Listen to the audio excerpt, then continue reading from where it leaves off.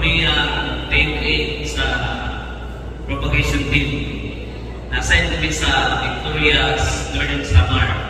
Ubang sa akong sister wife o sa ako ang kalugan si Christian ako.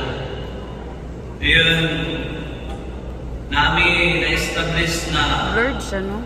home meetings, Mga dating. Lang sa isa. small group meetings, isa.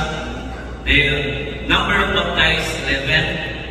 Wala may na-recover na durumang sins kaya dapat pala na ang iglesia.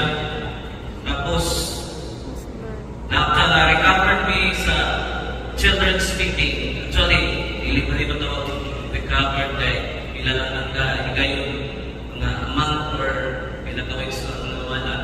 Pero ako lang gimutang po sa recovered children's Mas meeting. okay ata mo. Na may prospect trainees na pagkabo, sister. So, dito nga napita, ako kayo ang Panginoon sa Ginoo.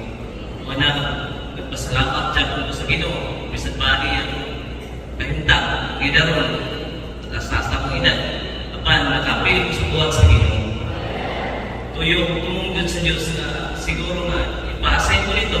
Karon sa tuyong na makita na ako ang Panginoon lalagyan. Aron madasig ko na ko, taksa-taksa na ko, ang mga igsoon nga muparticipate na aning nagbuhat sa Ginoo.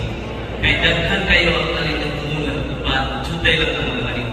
Manaling ang kahintang, praise the Lord, daghan